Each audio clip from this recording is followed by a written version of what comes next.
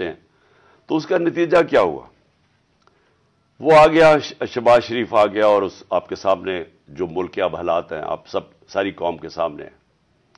میرا پوائنٹ یہ ہے آج کہ میں ابھی اناؤنسمنٹ جو کرنے لگا ہوں اس سے پہلے میں صرف یہ پوچھنا چاہتا ہوں، کون ہے ذمہ دار اس کا؟ کیا کوئی اس کا جواب دے گا کہ اچھی بلی گورنمنٹ چلتے ہوئے اس کو گرا کے ان چوروں کو اوپر لے آئیں؟ اور میرا اگلا سوال یہ ہے کہ اس کے بعد جو ہمارے اوپر سختیاں کی گئی، جو سوشل میڈیا پہ جو میڈیا جو ہماری حمایت کرتا تھا، کیسز کی میرے اوپر بارش ہو گئی، مجھے دہشت گردی کا کیس کروا دیا۔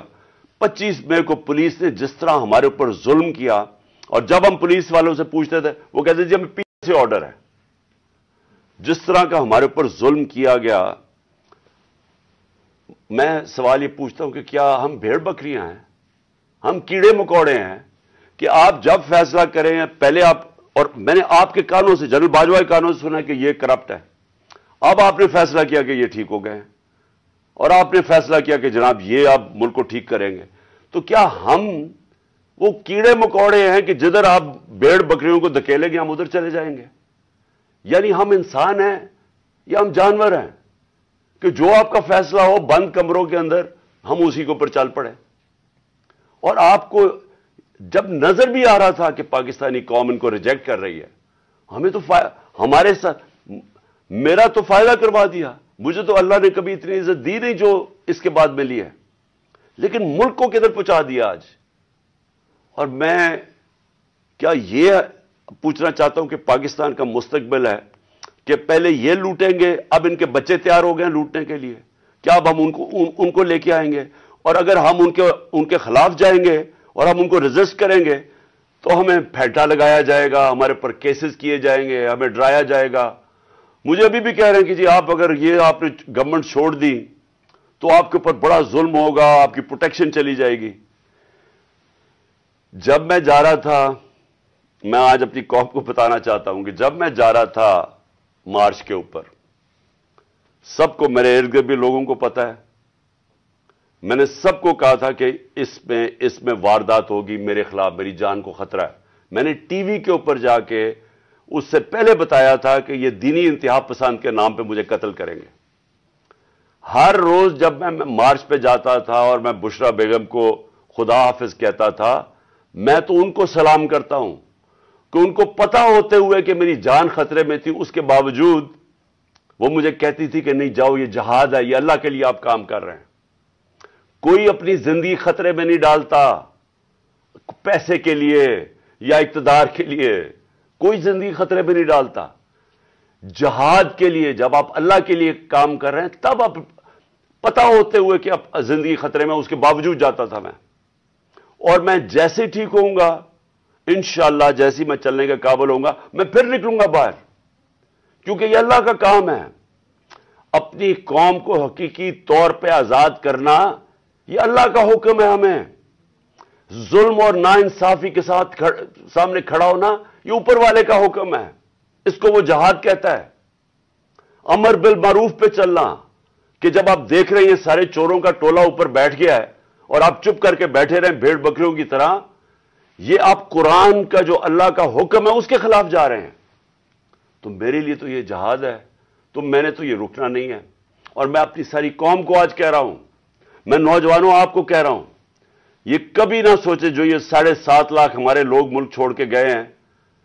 مجھے افسوس ہے کہ دیکھیں آسان راستہ ہے، میرے لیے کیا آسان زندگی تھی، میں کرکٹ کے بعد کچھ بھی نہ کرتا، تھوڑی سی کرکٹ کے اوپر بات چیت کرتا ہوں، اللہ نے مقام اتنا دیا ہوا ہے میں کروڑ روپیہ کما سکتا ہوں، مجھے تو کچھ کرنے کی ضرورت نہیں تھی۔ لیکن اللہ نے ہمیں کسی مقصد کے لیے پیدا کیا ہے۔ جانور آتے ہیں، بچے پیدا کرتے ہیں، کھا پی کے مر جاتے ہیں، تو انسان بھی اگر اس کو اب سمجھ ہی نہ آئے کہ اللہ نے ہمیں کسی مقصد کے لیے پیدا کیا ہے، تو اس میں جانوروں میں کیا فرق رہ جاتا ہے؟ وہ جب قرآن کی آیت ہے کہ جب انسان فرشتے سے بھی اوپر چلا جاتا ہے لیکن گرتا ہے تو جانور سے بھی نیچے چلا جاتا ہے۔ تو میں اپنی ساری قوم کو کہہ رہا ہوں کہ دیکھیں ہمارے سامنے اب 2 راستے ہیں، ہم ان چوروں کے ٹولوں کو مان لیں تو ہم اپنی تباہی کر رہے ہیں. اس ملک کا کوئی مستقبل نہیں ہے. ایک ہی راستہ ہے کہ ہم جدوجہد کریں. میں وہاں جب گیا پنڈی پہنچا اور میں اس وقت بڑی تکلیف میں تھا. میں یہ بھی آپ کو بتا دوں کیونکہ مجھے ڈاکٹرز نے کہا تھا ابھی نہیں آپ ٹریول کر سکتے. میں گیا اس کے باوجود صرف اپنے لوگوں کو کھڑا کرنے کے لیے کہ دیکھیں یہ پاکستان کے لیے ایک فیصلہ کن وقت ہے, اس کو ضائع نہ ہونے دیں. قوم میں بیداری آ گئی ہے. اور میں وہاں دو میں چیزیں کر سکتا تھا. ہم وہاں دھرنا بھی دے سکتے تھے, لاکھوں لوگ تھے. ہم وہاں اسلام آباد کے اوپر بھی جا سکتے تھے, اتنے لوگ تھے. ہم اسلام آباد میں خون خرابہ ہونا تھا وہاں, اور کئی دفعہ لوگ چاہتے ہیں کہ خون خرابہ ہو, لاشیں گریں تاکہ وہ جناب وہ ان کی تحریک اور اٹھ جائے. میں یہ نہیں چاہتا تھا. میں نے ساری سٹرگل آئین اور قانون کے بیچ میں ہے. میں کبھی اس سے باہر نہیں نکلا. اور میں نے اس لیے فیصلہ کیا کہ بجائے ہم وہاں جائیں اور توڑ پھوڑ ہو اور تباہی ہو, میں نے فیصلہ یہ کیا کہ ہم جو 2 اسمبلی اب قربان کرتے ہیں اپنی 2 اسمبلیوں کو, ہم قربان کرتے ہیں اپنے ملک کے لیے.